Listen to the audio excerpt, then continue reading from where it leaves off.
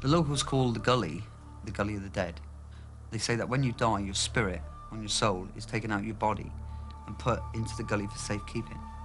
And the thing that's the keeper of the gully is a spirit dragon. There was said to be a large dragon guarding a pearl right at the very top of Lowe's Gully.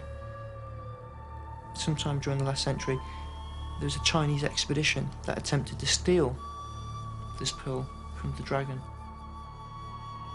The dragon then cursed the Chinese that if any people set foot on the mountain, then they'd be doomed.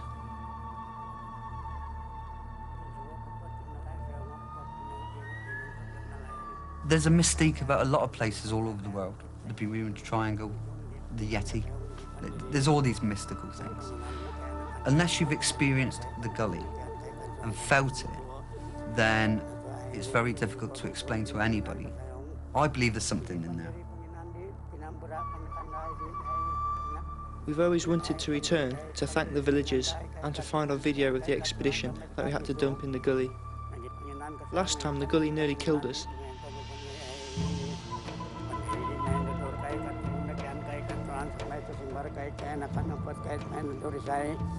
Mati nakajinsuba, mati nakasayong kay katulun na kian kay katuan sampai simbar katulun na kian empat katuan sampai tuyo kay katulun na kian kay katuan sampai simbar kay ganakan o.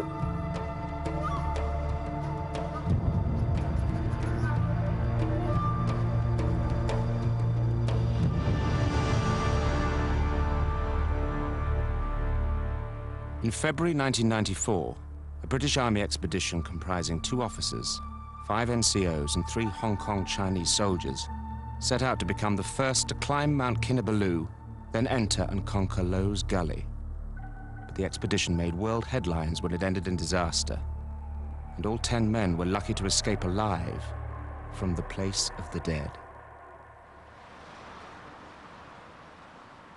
It was a trip of a lifetime to Borneo. The biggest draw to the actual expedition was that they were going to try to achieve a world's first. At 38 at the time, being a painter in Devonport Docket, even though I'm in the TA, to actually put a mark somewhere in history was too much of a challenge to turn down. The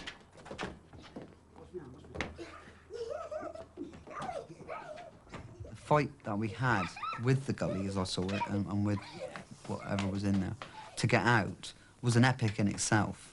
I went into the gully at nearly, I think, 9.5 stone. When I came out, it was 7 stone.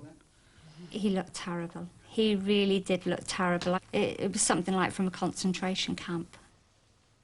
I cried when he took his clothes off. If I really didn't want him to go, he wouldn't go. I mean, it was supposed to have been very organised the first time, and I didn't have any worries of him going, and obviously it all turned out wrong. So yes, I am a little bit apprehensive. I've got to go back, first and foremost to thank the villagers for what they've done for us, but secondly to look for my videos. We had abseiled down these waterfalls, and I decided to actually name one of them Robert's Falls after my son. Once I finished videoing Robert's Falls, I decided to make a last sort of message to Robert and Sue, just in case I didn't survive. Unfortunately, I lost the actual video box in a fall later on. This is the actual box that we're looking for. That's what the actual films are in, and that's what we're about to attempt to look for. The prospects of going back, I think, are quite daunting. I feel very apprehensive about going back into the jungle. Although we're considerably better prepared this time. To go back there, it reminds me just how close everything was, how close we were to not making it. Since I returned back to the UK, my life's been turned upside down. I'm now at the forces. My marriage has broken up. I think the jungle was one of the major contributions to my marriage splitting up. There was a lot of pressure from both the military and the press at the time of the event, and considerably afterwards. The expedition had split into 2, the front group who escaped and raised the alarm, and the rear group who then needed rescuing. The British expedition began on February the 22nd, At the summit, they split into two groups, the younger group making the faster descent down Easy Valley, a 500-foot rock face needing 8 abseils, an area of rock pools and a mile-long section of waterfalls and rapids into Low's Gully, dropping 2,000 feet. When we returned, we were told to say nothing until the official inquiry, but then Colonel Neil gave his press conference. The leader of the army expedition lost in the rainforests of Borneo has criticised fellow soldiers for leaving him behind with what he called oldies and novices. I had 6, I think you can call them whippets, fit guys, airborne soldiers, commando soldiers. I am angry that half of my expedition proceeded on down the gully without my authorisation. The way the military treated me and my wife was quite atrocious, and that put a lot of strain on our marriage. We stopped talking, I think, which was our major downfall. And one day I come back from work and she had left, taking the kids away. I was later completely vindicated by the Board of Inquiry. In fact, they commended my conduct, but it was too late by then.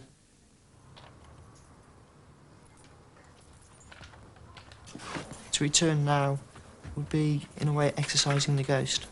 If I can go back and face it, then almost relive it, I can come to terms with it, and then I can get on with the rest of my life afterwards.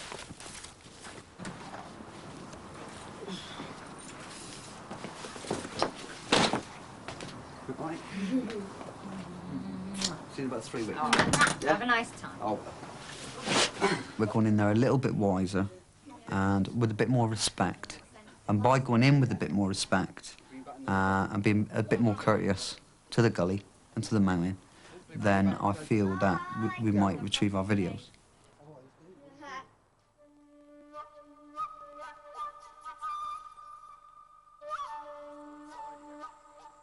To reach Low's Gully, you have to climb Mount Kinabalu and then leave the tourist trail near the peak and enter Easy Valley, which leads down into Low's Gully proper. On this expedition, I feel we have been more respectful. We have listened to the locals. We have appeased the mountain spirit. And with John Rees as our guide, we've got a man who has lived in Sabah for years and knows the mountain well.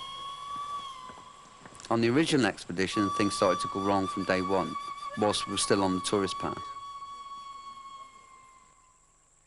Chinese were told that they were just coming up the mountain and going back down the mountain like the tourist thing. I don't think they were fully aware that or fully anticipated what we were about to do. And I think it comes as a bit of a shock, more so because of the physical effort of carrying quite a lot of weight. Classic case of exhaustion. This is the spot where the first major incident happened. It was where one of the Chinese Hong Kong soldiers actually collapsed, Chow. Me and Colonel Neil Major Foster was walking up the path, came around the corner and found Chow turtle up on his back with his bergen on. It was a classic case of exhaustion. At the beginning of the expedition, Colonel Neil explained that being the different levels of fitness within the group is that we would make our own way in our own time, but to stay roughly as couples. The problem being is that Chow got separated from the front group and consequently ended up on his own and went down with exhaustion. We helped Chow and the others up to the hut, where the whole party was reunited and an expedition meeting was called. It was by chance to air the views of the happenings of the day. Richard actually came out with he couldn't get 9 non-kilometres out of the gully, whereupon he was told that Colonel Neil was the man in charge. Colonel Neil said that it was his expedition. He had organised it, he'd run it, he was running it, he was expedition leader, he'd helped fund it, and what he said went. Basically what he'd done is relieved me of my position on the expedition as technical advisor. My main concern was, if we went into the gully, well, I knew that Colonel Neil Major Foster wasn't up to it physically, and the 3 Chinese, Kevin, Chow and Victor, weren't up to it technically. We was asking for trouble.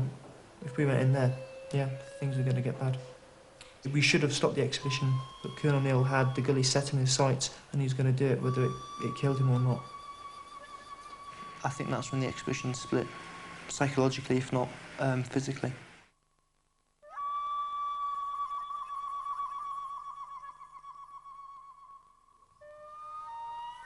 To keep me safe on this trip, my son Robert gave me a baseball cap.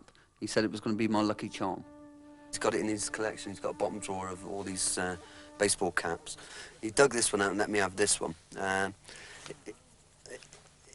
It goes everywhere with me on the expedition for the simple reason is that on the last one I carried I bought a little bug in plastic down at Park HQ, and I felt that if I had that on me, then I would get out to give it to him. And I feel that he's with me if I got the hat light. That's basically all it is. In order to reach Lowe's Gully, you have to veer off on a steeper path that takes you to the entrance of Easy Valley. We're stood on the lip of Easy Valley. This is the demarcation line between the tourist side and the north side. Behind me is Easy Valley. If you can see in the shot, there's several very large cliffs in the background which aren't on the map, which was a bit confusing for everybody when we first arrived. My view is whoever named it must have been a comedian. That's the way it is. It was quite awe-inspiring. And once you get down into the valley, it's very difficult to be heard or seen from anywhere. So it's quite a serious place if you had an incident down there. We entered the valley, and within an hour we reached one of the original camps from the rear group. At the time, I was in the group with Colonel Neil Major Foster and the 3 Chinese lads, and it was here that I spent one of the worst nights of my life. We bedded down for the night probably about quite early, about 10 o'clock. I must have nodded off, whereupon about 1 o'clock in the morning I heard one of the big slabs moving. After about 2 minutes I heard like snapping of wood, quite a heavy footprint on wood. After about 5 minutes I started getting a scratching on the actual bivvy bag. It was quite eerie. Actually, it was frightening, really, really frightening. I must have shot out there like a rat out of a drain pipe, shouting at the top of my voice. Whereupon this, I mean, I had my torch, I mean, I know what I saw. It was maybe I was so frightened, but it was the shape of a reasonably sized man running through the bush. Same man, I mean, the shape was human, running through the bush there. I mean, it's so stupid now, 18 months later, but it's not to me, is that I believe that there's something here. And quite rightly so, it's an amazing place. We passed the camp and carried on deeper into the valley, towards what we called the point of no return. It was only 11 in the morning, but already the mist was rolling in, bringing with it rain, showing how quickly the weather can change inside Easy Valley. We entered one of the small areas of thick jungle in the valley. On the first expedition, I had left the rear group at the camp to join the others. And because the jungle was so thick, I marked my path with green plastic bags tied to branches. And after 18 months, they were still in there. By the time we came out, the rain had become very heavy. From the pocket of jungle, we pushed on towards a large slab of rock, which we named Alphabet Rock, because we sat playing word games there to pass the time.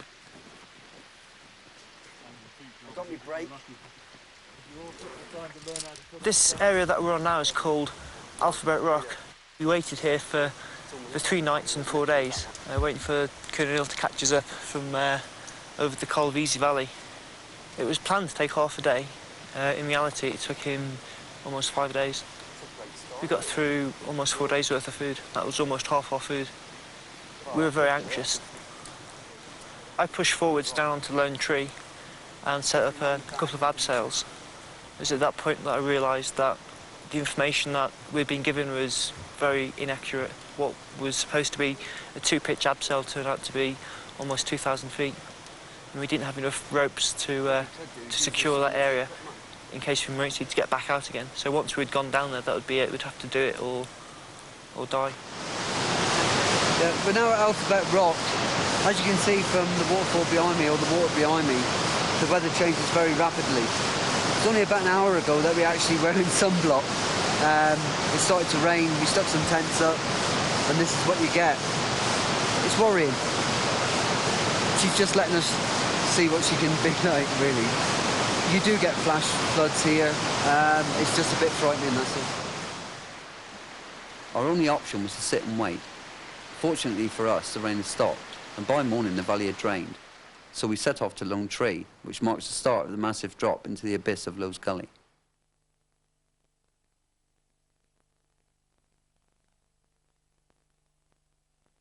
This is the end of Easy Valley, which is a hanging valley, drops about 2,000 feet into Lowe's Gully proper. Once we started abseiling down there and pulling our ropes through, that was it. We were totally committed. So all that water last night's coming from that amphitheatre. Yes. Down here, basically, and going down to I mean, all this rock face as well. It's all coming off there, and the only place it can go is down there. This hanging valley here must be what? Yeah. Almost 2 kilometres square. Yeah. Feeds a tremendous amount, doesn't it? Yeah. I mean, it looks so easy, doesn't it, looking from here? And then over here we can see the ridge that you took out, can't we?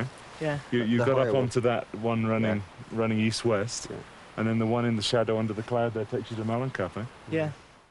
Having seen this drop, I went back to Colonel Neil, who by then had reached Alphabet Rock, and I expected him to abandon the whole expedition. I felt that Endex should have been called at this stage because we'd come up against a 2,000-foot abseil, which we'd only planned for it to be 100 metres. That's about 300 foot. At this stage, we was on plan day 1 of the expedition, but this was actually day 6. So, in reality, at that stage, I think everybody realised, in the front group at least, that we would go maybe 2 or 3 days without food. And what was Colonel Neil's attitude to that? Push on, see what happens. I said we'd wait at the bottom of the gully for them to catch us up until tomorrow morning, and if they weren't there by tomorrow morning, we'd push on. In reality, we waited until about 11 o'clock. And what happened? Nothing. And we came to the conclusion that the others had bottled, and they decided not to commit themselves down the large abseils. We were committed, we couldn't get back up, so we had no choice in the matter, we had to go for it. That was the final split. The next time I saw Colonel Neil was at the official Board of Inquiry months later.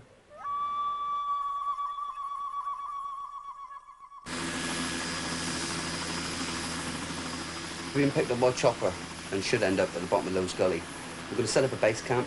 From there we're going to trug on out and hopefully set up some more camps to look for the videos that was left on one of the ridges up there. Richie best described it as actually facing the ghost. And not just that, is that on the actual videotapes is my visual diary of the expedition, and I'd like to retrieve them. At the time we weren't sure whether we were getting out. Well, at the time I didn't think we were going to get out. And the only thing that I thought that would survive is these particular videos. What's ironic is I got out and the videos didn't.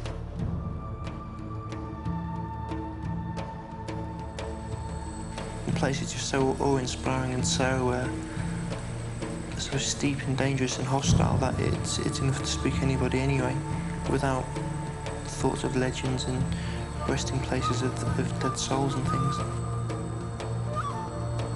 In the helicopter, all I kept saying is, I can't believe we got out there. I wasn't pale because of the helicopter ride, that didn't bother me at all.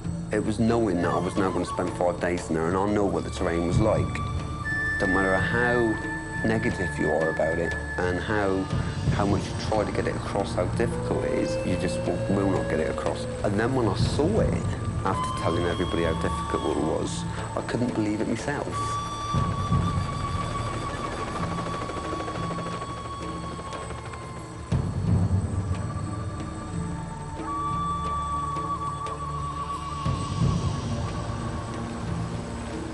To be honest, if you'd have given me the choice there and then, I'd have stayed on the helicopter and flown out. Fucking frightening, basically. It is. I mean, to think, when we first went up, wasn't it didn't seem so bad. As you're dropping down into it, you start looking at the steepness of it all.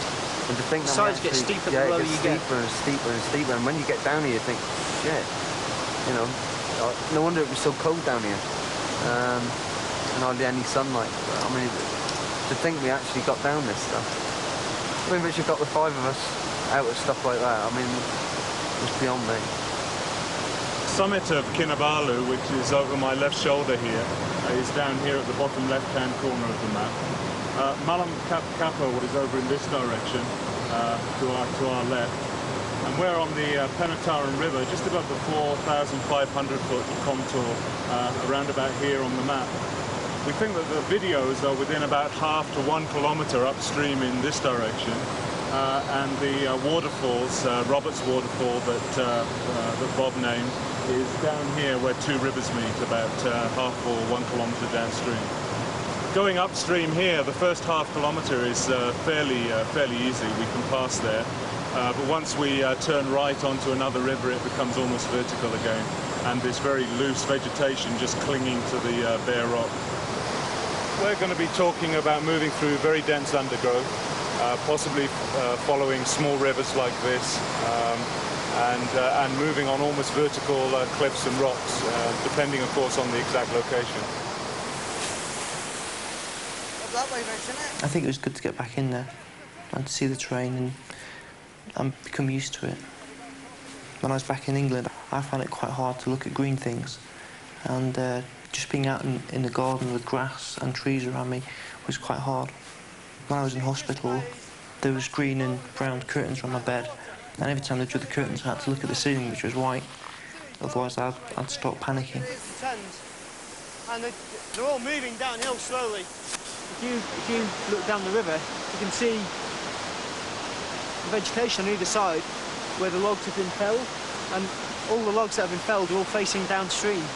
That's because when it floods, the boulder we're standing on now is water worn. When it floods, the whole of this area is just, well, it must just be filled full of water. It wasn't quite that bad when we was down here, but it was getting close that way. Leeches everywhere. If I could grip it. Yeah. Whoa. Which means I'm falling backwards. Nice little wild ginger. You smell it, can't you? A lot of the vegetation is on a very, very thin layer of topsoil, and the topsoil is held together by the vegetation. So as soon as you start pulling on the vegetation, if something big comes off, like a small tree or a bush, it tends to take all the top layer of soil with you, leaving bare, wet rock, which is very difficult to climb. Yeah, it comes away right around though, doesn't it? It's a very, very hard terrain. You'll never, ever get it across to the people what it's like in there. You'll never do it. Where the ground just gives away beneath your feet. It's Indiana Jones stuff, it really is. Bob, ground's giving way there. Ah, right. Bit rotten up here, John. We was falling on quite a regular basis, several times a day. Everybody was. It's quite dangerous in certain places. Just fell away, look. By far the worst type of vegetation we came across were what we'd nicknamed bastard trees, because they started off really small and got to 6, 7, 8 feet high. And the main problem with these bastard trees were the tentacles. And tentacles can grow up to, several meters long, very, very thin.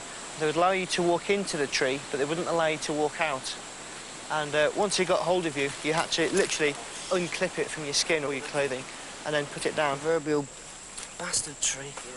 They disintegrated my trousers. And then I was just basically wearing shorts, both were. And it just, as soon as it got hold of you, you just have lots of really small rips and tears in your skin, all up your thighs and your arms, anything that was exposed, really.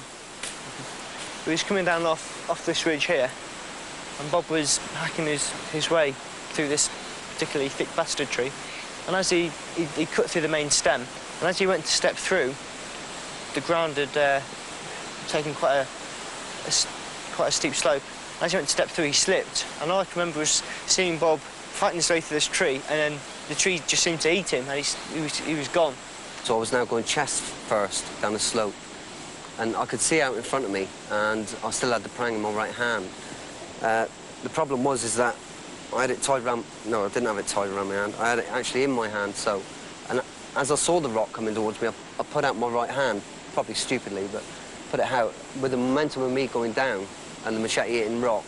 My hand just slipped right off the actual handle and along the blade, and the actual blade just bowed itself into 3 of the fingers. I got up to where Bob had fallen, and I couldn't see him, so I just carried on going slowly carrying on down the drop, and I heard Bob shouting for the first aid kit.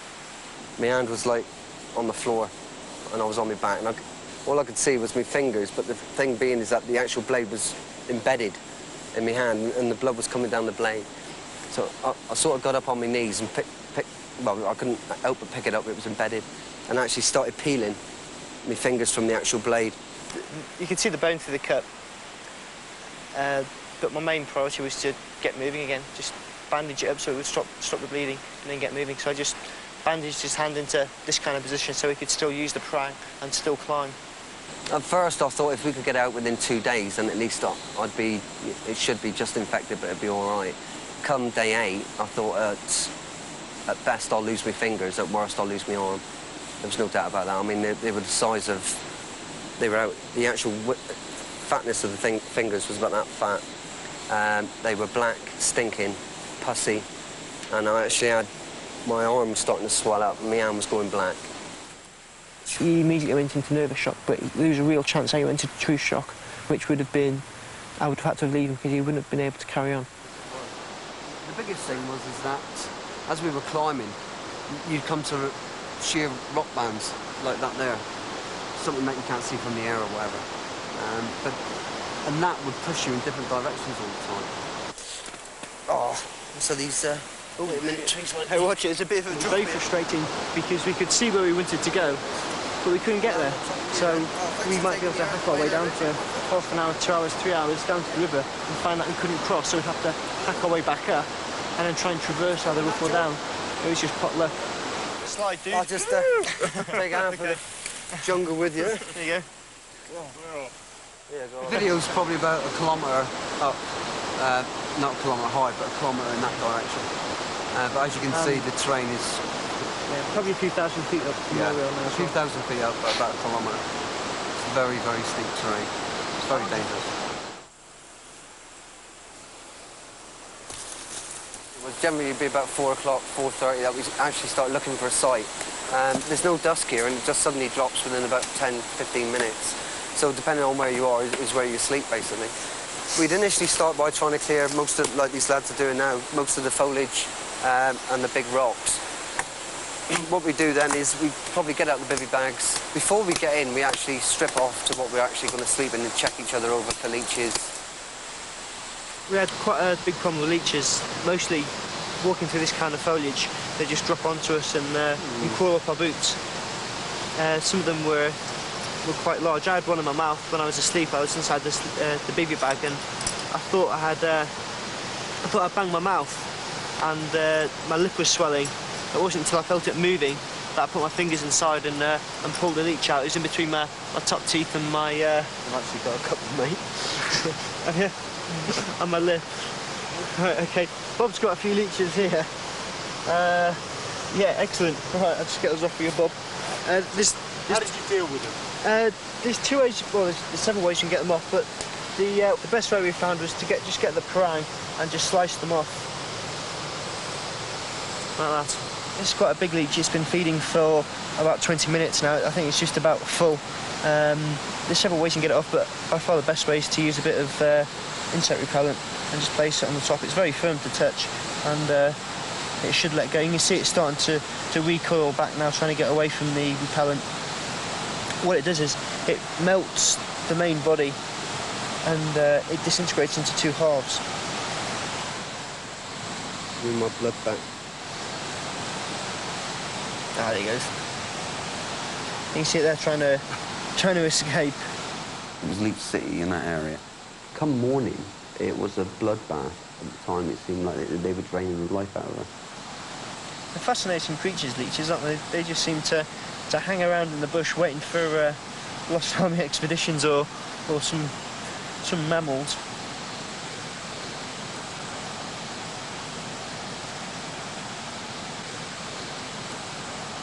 Lightweight sleeping bags. Some night times, Richard would have a bad time of it. That was my time to contribute to Richard. I would talk to him all night. I would rub his back. I would say things about the family. I would say things about things I haven't talked to anybody about, not even the wife, because it didn't matter, you know, it was just to keep Richard happy. I told him about my past and my mother and all things that you just wouldn't talk about normally. I was getting reoccurring nightmares at the end. Consisted of, I'd dream that I was safe. I was back at home with the family and the kids, and I'd think back to what happened, and I'd go through all the arguments on the wrong side, on the tourist side of the mountain, and everything that happened on the way down, the split, right up until that particular day, and then I'd start to panic because I couldn't remember getting out.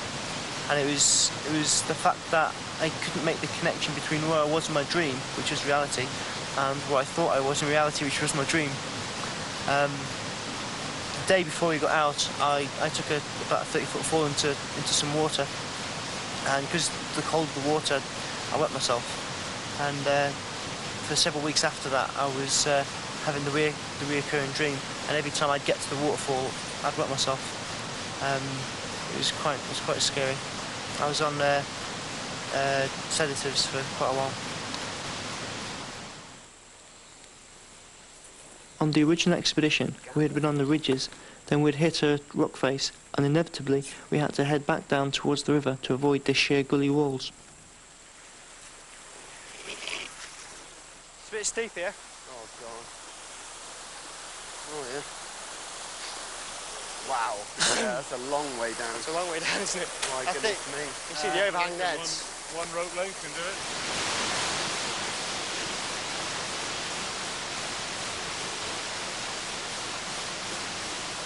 Richard had the responsibility of getting all the 5 of us through all the climbing side of it, and was shimmying up and down ropes like a monkey, which was physically exhausting him, and the pressure on him was exhausting him mentally.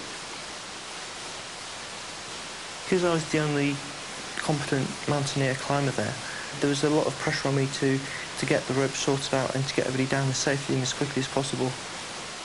When I was abseiling, I didn't know what was below me or above me or to either side, and I was by myself, so I was totally alone.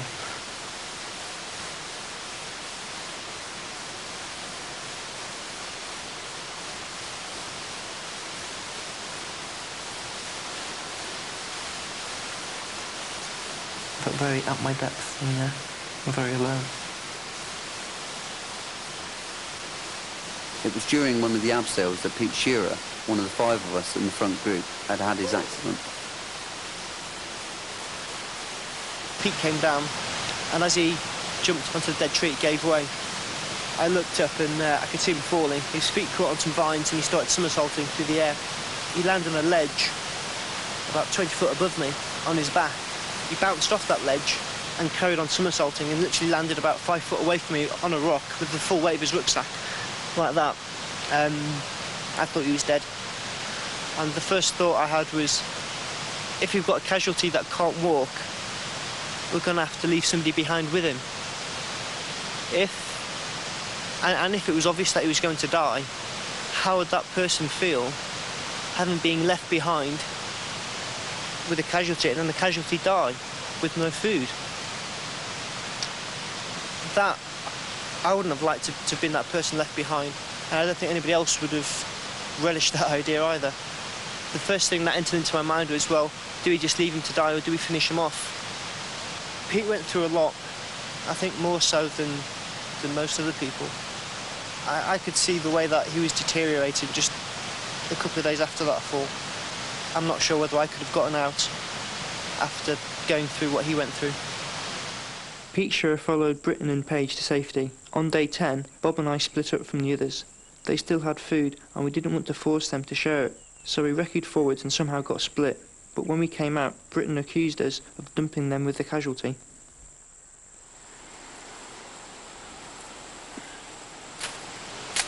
I can see Brit's point of view where, when he come back down the path, he found some of our ditched kit, and he took it upon himself to think that we'd left him with the casualty.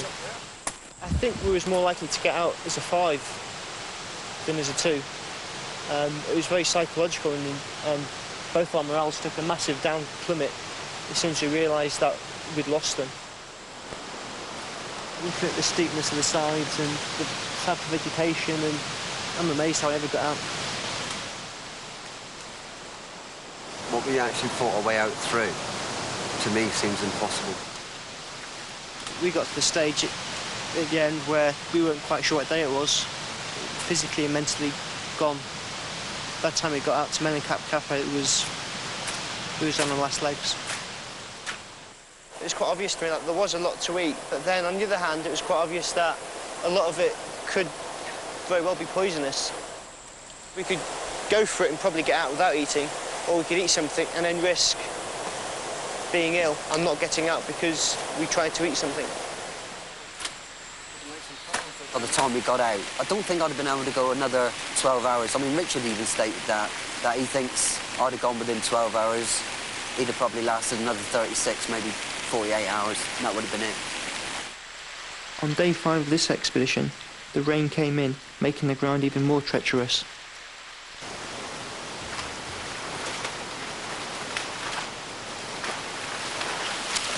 Well, I think this is as far as we go. It's just more and more rocks and then finally a steep rock band up there. And with this rain, really slippery. Don't recommend going on at all. When John said it was too dangerous to carry on, I was part sad about the videos, but also part relieved to be able to get out of the jungle. I think the mountains, or I'll call it a she, because she's shown us what she had, but she doesn't want nobody else to see it. That's fair enough. I mean, I got out there with my life. She's kept me videos. That's the way it goes. Sometime in the future, be it 10, 20 years' time, when she's ready for people to see what she's really like inside, she'll let us have them back. Once it was obvious we weren't going to get the videos, it was a case of getting out of the gully as quickly as possible. On the original trip, it had took us 6 days before we came across the first sign of life, and that was a simple bridge over the river leading to the village. I walked down from this direction here. I seen Bob sitting on the floor with his head in his hands, sobbing. And all I could hear from him was, a bridge, a bridge. I thought he'd cracked up at that stage and I started laughing until I saw the bridge, and then it was very emotional. The bridge was completely different. I don't think it had been rebuilt. I think it's just the way I'd remembered it was different. The bridge was exactly as I remember it, but we have visions of from the bridge to the hut as being miles, literally miles. But it wasn't. It was 8 minutes walk. But it seems in my mind that it took us hours, and it did. There was a big decision to be made which way to go on the path, because it might either be a few hundred metres one way or a few kilometres the other way. If it was a few kilometres, then the chances are we probably wouldn't have made it.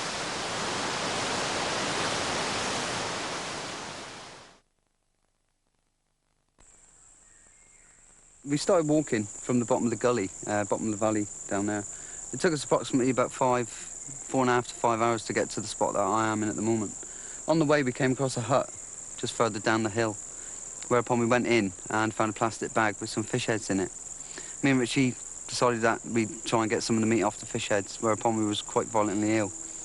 By the time that we actually cleaned the hut up and started walking, we was quite exhausted again. We started walking further on up the hill and then got to the crest of the hill. When I was at the front of that particular moment in time. Looked to my left and I saw quite a straight line over in the distance there, which was a telegraph pole.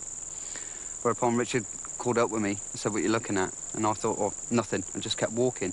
But I only walked for about another 5 meters and stopped again. Whereupon I looked again and I said, "Can you see what I can see?" And he said something similar to the telegraph pole. We started walking around because this in front of us was a lot more shrubbery than what's here now. Walked around the corner, whereupon it was our first glimpse of camp on Mount Kinabalu. We just carried on up the bank. I think by the time we got to the top, we was both physically exhausted by that time.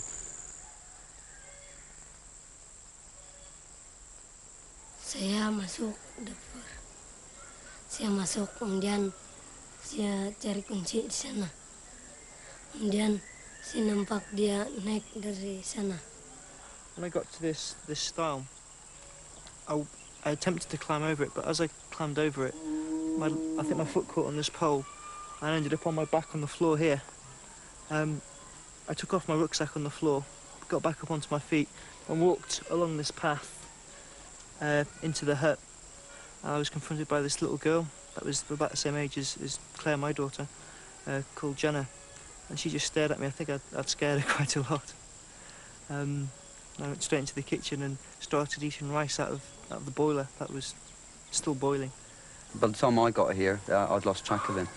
I'd come across the first stile and climbed over the first stile and staggered up to just the bush right in front of me there, where I noticed another stile to the left. I carried on for about another 3-4 meters or so and just collapsed in a heap whereupon a little boy came across. I didn't know his name at the time. I know now it was a little boy called Lu Jing, and started jabbering away in Malayan. Dia punya baju, dia tidak pakai baju. Dia punya badan kurus sedikit dan dia pakai seluar pendek saja. They're dying to meet you. Good luck. Thank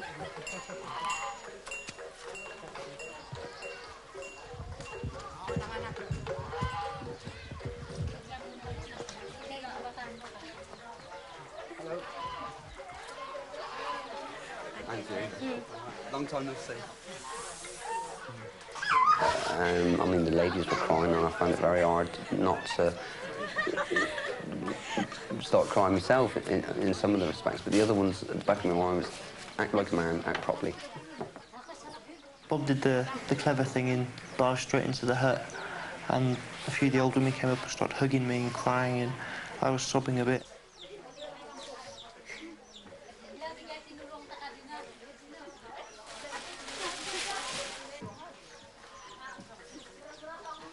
To go back and see it again was quite emotional, because it reminds you just how close everything was.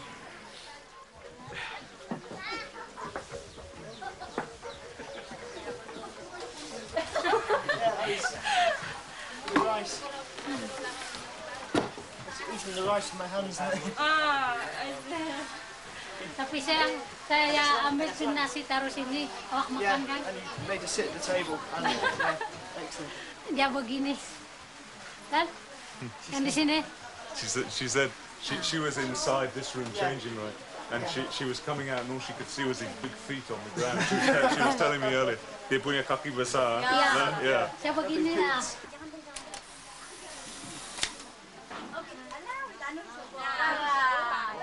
We took a Polaroid camera as one of the presents for the village, and everyone wanted a picture.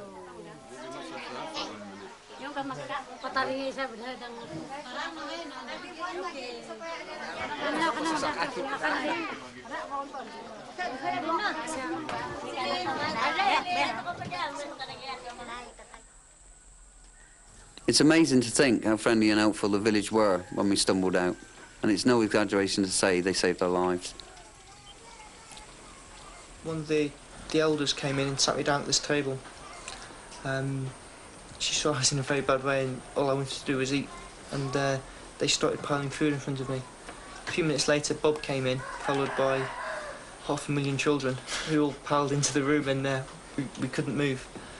Periodically, they kept bringing in more plates of food, and we ate and ate and ate. It was very emotional, getting reunited again with Bob, and we touched hands and said, we made it. We told the villagers where we'd come from the mountain, and they didn't believe that we'd come down off the mountain from the north side. One of the ladies went away and came back with some stuff for our wounds. And while she was doing them, I sort of turned my hand up to face her, like. And she sort of stepped back a bit, because I mean it was quite horrendous, quite swollen and pussy and quite manky. Been infected for about 8 days. So she went away and got Mrs. Lampoli. This old lady had some sort of stuff with her. I think Richard best described it as a jar of dead things. Itinapariati nga agum hara sa penanapur tolanot tampadod. I think she actually put some linen in and started to do the hand. It started like a deep heat, and it started sort of working its way up my arm, where I had quite a line going up my arm with the infection and whatever. And it just slowly started easing. This is the actual one that she had at the time. It's manky, but it's quite there. There's no head on it at the moment, but the skin is actually coming off. And there's still bits and pieces in the bottom, bits of skin and whatever. But apparently, the actual snake's got to be shedding its skin at the time that they actually catch it. But yeah, that's the original one, like, so we've been informed. What it had done is that it completely cleaned the wound, as though I'd been in the hospital, and they'd actually cleaned it with a disinfectant. It certainly saved me fingers.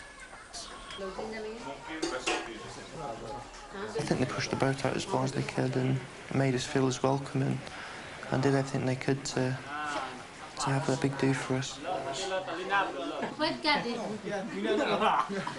This is Malaysia, Chile. I walked into the hut and I was looking for an adult and some food. And the only person in the hut was this little girl. And she must have been petrified because all I had on was, I was covered in blood and dirt, and all I had on was a pair of shorts and my big boots. And I walked in and she just stared at me. And I think I got my wallet out and showed her some money and said, "Feed me." And she ran off to get help. But yeah, that was the first person I'd seen since I come out. She's gorgeous.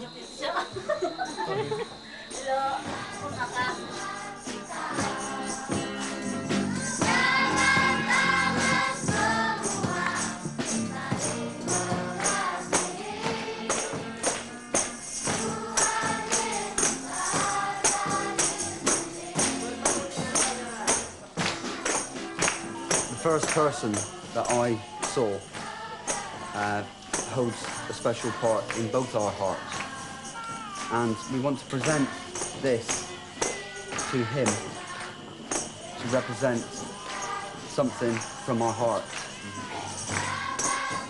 We wish to give this presentation dagger to Lujing Yami, the little boy.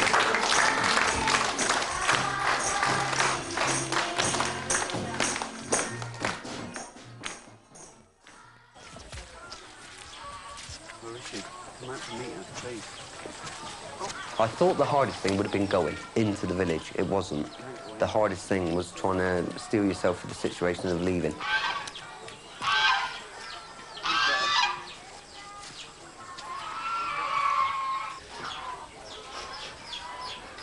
The police said something which was quite true and choked me up quite a lot. She will never see us again because of her age. And it hurts me to feel that she's going to be hurt because of that.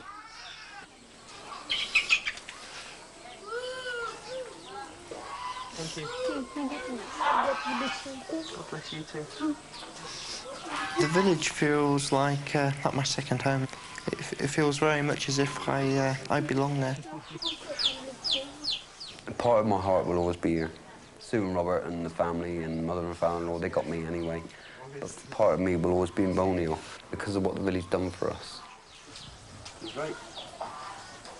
I put my arms around Mrs. Napoli and the other lady on the veranda, and I had to go. It's time to go. It's as simple as that. No looking back, just get out of there.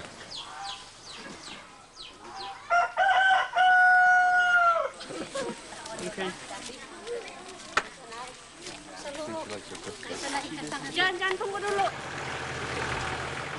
It was quite sad leaving and saying goodbye to everybody. When we were driving off, it was very stiff upper lip, but there was a tear in my eye when we left the campon. They gave us an ashen pot that was made from the earth of Malakap Kappa. I've always had visions of being buried at home. That still stands. I mean, I would like to be two people, and if part of me died, to me ashes to be put in the pot and sent over here and buried on the mountain. I really would.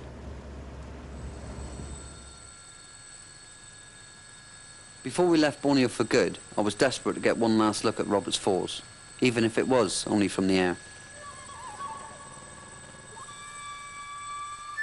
When we flew over, I was gutted, really, again, because I knew that we couldn't get there. We didn't get there. I know the beauty of Roberts Falls. It's probably horrendous to everybody else, but to me it seems beautiful. But seeing it from the air, I was visualising it from the bottom again. And it was gut-wrenching to know that we couldn't get there. She isn't meant to be done. She's meant to be left well alone and to make it just one of those little mysteries. Nobody should ever go in there. The nice thing was that as we were leaving, we saw the head of the national park, and he agreed that from now on the waterfalls will be officially named Roberts Falls on all their maps. As for the videos, who knows? I'd like to think the dragon is guarding them as their new pearl.